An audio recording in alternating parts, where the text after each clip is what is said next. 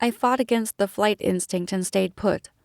Ulrich made no attempt to harm me as a wolf, but my mind kept telling me to run for the hills. His deep breathing didn't calm me one bit, nor did the way he kept flexing his fingers and shaking his hands.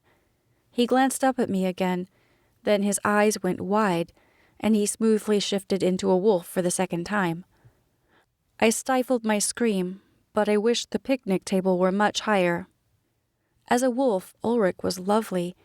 His gray fur coat glistened under the sun, giving it a metallic appearance. His blue eyes were a beautiful complement. I was admiring his beauty when someone walked by. "Wow, your dog is huge. Is he part wolf or something?" the stranger asked, pausing with his car keys and a stack of mail in his hands. Yeah, I said, praying Ulrich didn't shift in front of his neighbor. Now that I couldn't explain.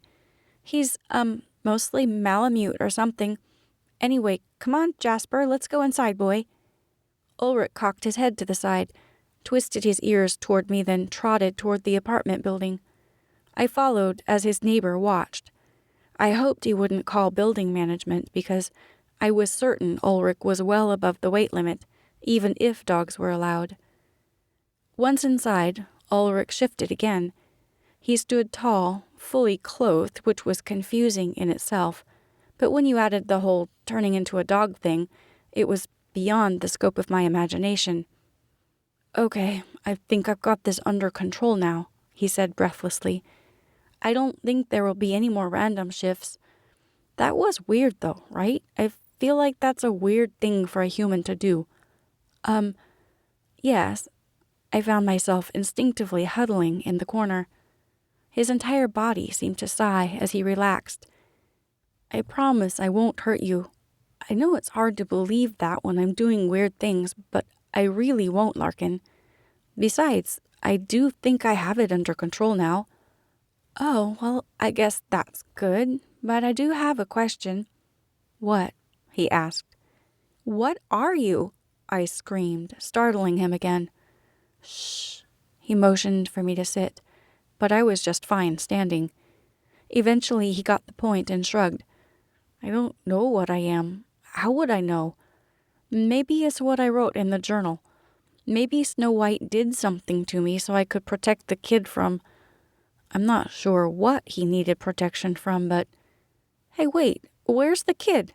he asked, glancing around his apartment, as if a child would suddenly pop out and yell surprise.